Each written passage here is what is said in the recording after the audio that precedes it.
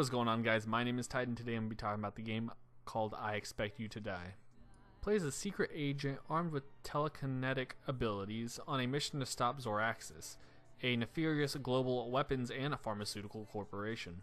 In I Expect You to Die, it has 6 main segments, which are different tasks and different scenarios that you are put in and tasked to either finish or do. Not all of them easy and not all of them extremely hard. I feel like for the average Joe, you should get some of it, but sometimes you're kind of sitting there like, well, what do I do now?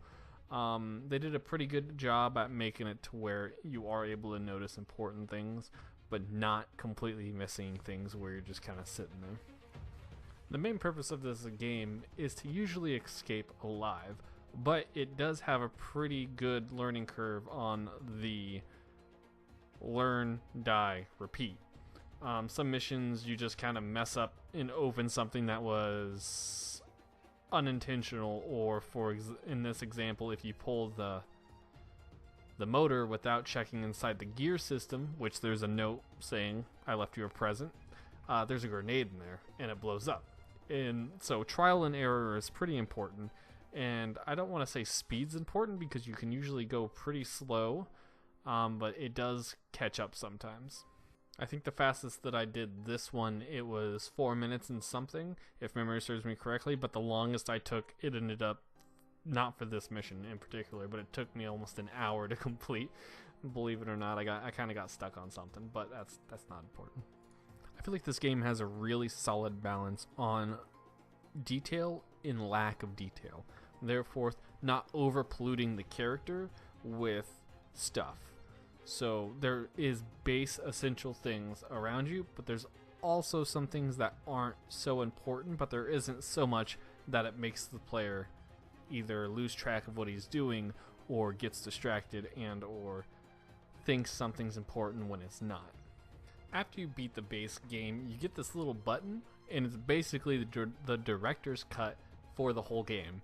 And as you replay the missions, you can find these little bubbles, quote unquote, sitting around, and you can click them, and then they'll talk about what's gone, what's happened, what they've thought of, and other things like that, which I find that really cool, and you don't get to see that in really any other game from behind the screens of the directors themselves, because from what I understand and what I've learned from these bubbles is that they put in a lot of extra work that was unnecessary for the actual game, but they want it to be perfect for the players, which that I can appreciate. And also, in each round that you play, there's different achievements and different things you can get within that round to fully complete it. I mean, yeah, you can complete a star or a level, but you don't get all 3 stars. For an example, like I could be getting trophies, but I never did because it was my first playthrough. Those people recognize you now.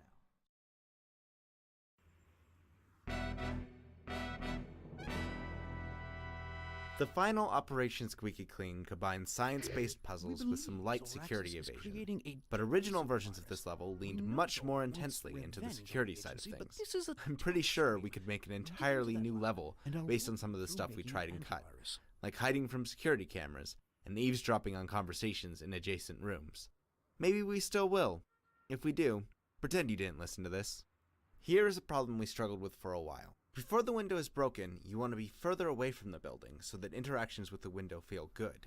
After the window is broken, however, he goes into more detail on the issues that they've run in through the game with this very specific scene, and this is like this for every single level, which I feel gives it so much more depth on the ability to understand what they've gone through, which some people will like it and some people won't.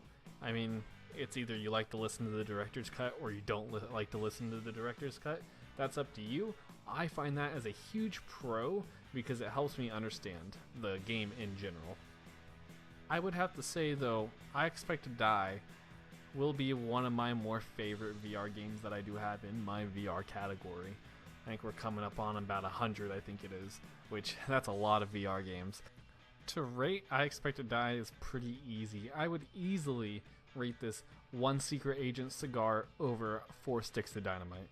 Let me know what you guys think of I Expect You to Die down in the comments section. And if you guys want to see more, subscribe.